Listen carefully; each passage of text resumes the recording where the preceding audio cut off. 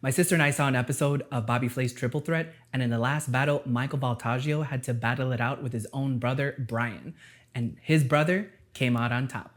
And this is the dish he made, a delicious crab cake with a fish sauce caramel and a little bit of salt and vinegar chips on top. Before we get in the kitchen and make it, let's go game plan. Great, so this is pretty straightforward. You can see that I've actually already listed not only the ingredients that I saw, but some of the changes that I'll be making. So for the crab situation, I'm just going to call it a crab cake. I'm going to keep it pretty straightforward and keep it for the most part to what I saw on the episode. I'll probably just change the shape. He did an oval, I'll do a circle. As far as the sweet potato chips are concerned that he made, the seasoning was a bit of a question mark and a mystery. As I was rewatching the episode, I'm just going to keep it simple. I'm going to buy some kettle salt and vinegar chips. And then dill I was able to capture in the episode as a garnish, so I'm going to do that. So that's pretty straightforward, which means the only thing I need to figure out is the crab sauce. So this is what I gathered from the episode, and I just quickly Googled what fish sauce recipe is, and I got this recipe. I took out some ingredients because I didn't want to add some of the ones that the recipe I found were calling for, and I'm also going to cut it in half because I don't need to make a whole bunch. This challenge included crab, blue crab, and this thing called pawpaw vinegar. I don't want to buy pawpaw vinegar because I think that's silly. So instead, I Googled some potential substitutions, and rice vinegar is a nice mild vinegar, but I know that pawpaw vinegar, according to my research, as well as what the episode said, is a little bit fruity, and it had some like tropical notes. So I'm going to be adding some mango juice to help capture that. I'll link this down below, and I'll have all this down in the description. Well, a neater version anyway, so that if you wanted to make it, you can follow along. So let's get into the kitchen and just make it happen now. First things first is the crab cakes. We're going to get that done out of the way because that needs to chill before we fry them. Here I have my super lump crab meat that I just got at the store. And what we're going to do is our shrimp mousse component, which is going to help bind this together. So we're going to add it to this little mini food processor. We're going to add our shrimp, sesame oil, soy sauce, garlic, and then a little bit of Old Bay seasoning. Now that our shrimp mousse is done, what we're going to do is add it into our super lump crab. I probably won't add all of this. I'm just going to do it by eye based off of what he did on TV. We'll start with this much. And then mix. Maybe that much. Okay. And then mix. Gently mix. Ooh. Did you season the crab by any chance? No.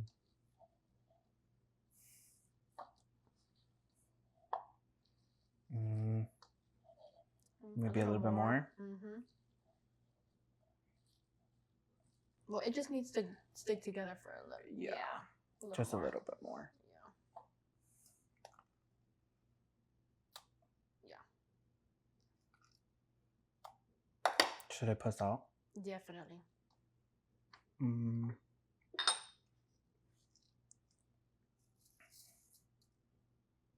That's it? Mm-hmm. Okay.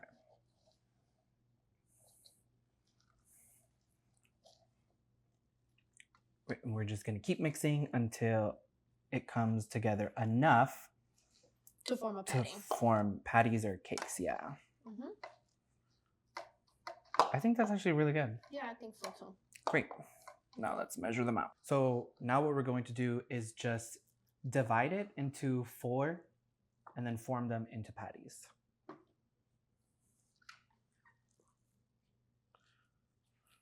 And I'm going to put them on my lightly greased pan. Wow, she's cute. Look at that. Yeah, she is. Oh my gosh.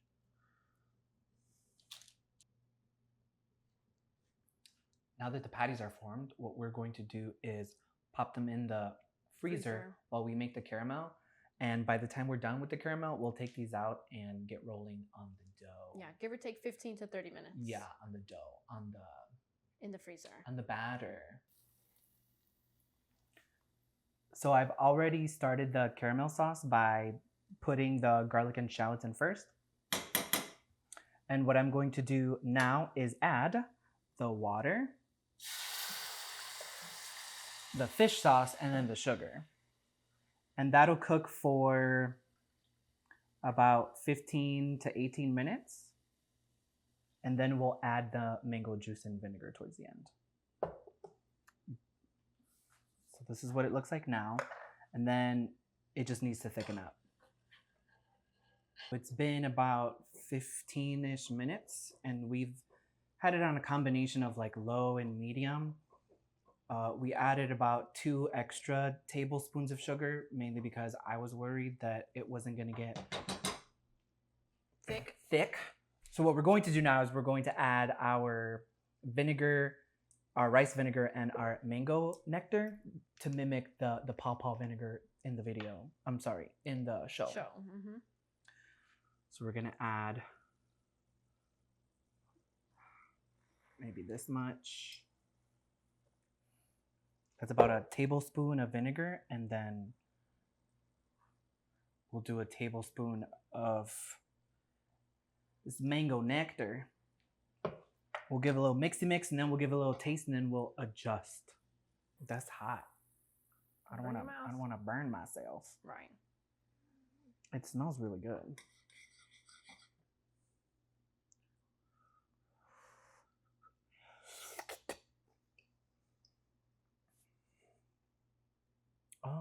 More mango? Yeah. Yeah. Yeah. Yeah. Maybe I'll do another tablespoon just to get that mango flavor. And then we'll keep it on medium low in order to reduce it so that it just gets a little bit thicker for the end. But other than that, it tastes really, really good. I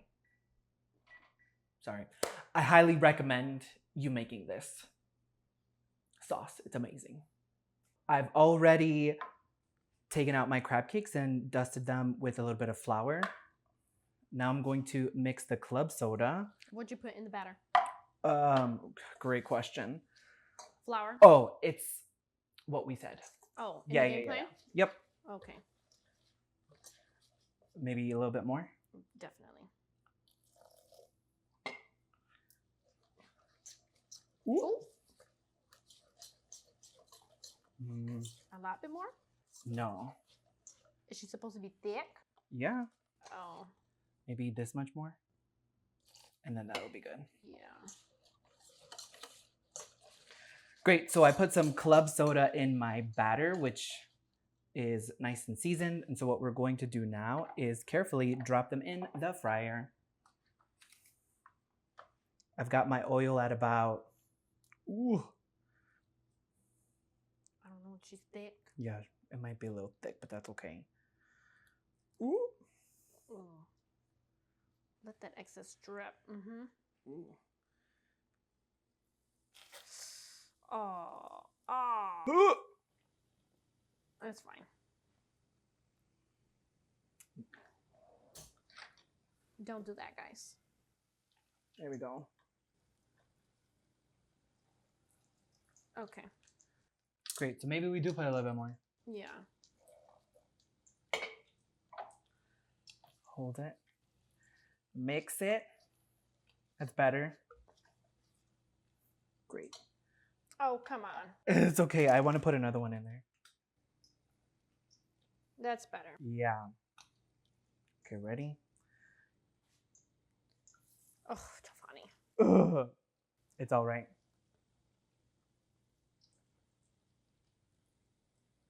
So we're going to do our final one. The first two, which, you know, scary, they're in the toaster oven and they're browning a little bit more and coming up to temperature. The third one, we're going to have to do the same thing as well too. So maybe we should have just put it in the refrigerator instead of the freezer. So that's just a note to self. We're going to do this last one and we'll do the same. We'll make sure it gets nice and golden. And then we'll put it in the toaster oven until it reaches the temp.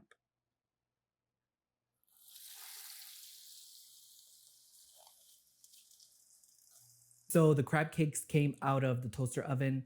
Maybe we left them in a little bit too long because now they're a little bit over temperature, but that's totally fine.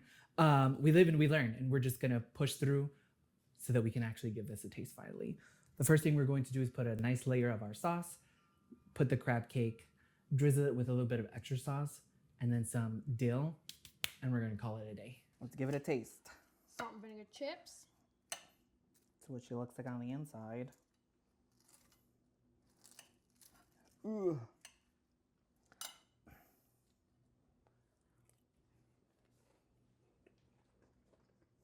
I think it's good. Let me gather my thoughts. Overall, I'd give this actually an 8.5. I think it's really good. It eats a little bit savory, so I think something fresh would be really good. Either a squeeze of lemon juice, some lemon zest, or even creating some sort of like herby Citrusy salad. Yeah, I think that would be really, really good. That's the major critique that I would give this dish. As far as the actual crab cake itself is concerned, it doesn't eat like a traditional crab cake because it has that shrimp mousse in there. So if you're looking for something intensely crabby and it pulls apart, this wouldn't necessarily be it. It's not a bad thing that there's a good amount of shrimp in there. I think it's really, really good and it doesn't overpower the crab flavor, but you definitely do notice it. So overall, yeah, I'd give it an 8.5. I would 100% do this again. The only difference would be the frying situation. I would have to like figure that part out because that was not fun for me. Right. Yeah, if you liked this video, give it a thumbs up, share it with a friend. And if this is not your first video, subscribe.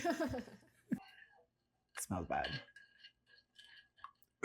Smells horrendous, actually. Smells funky. Smells like fish. Fish sauce. I know.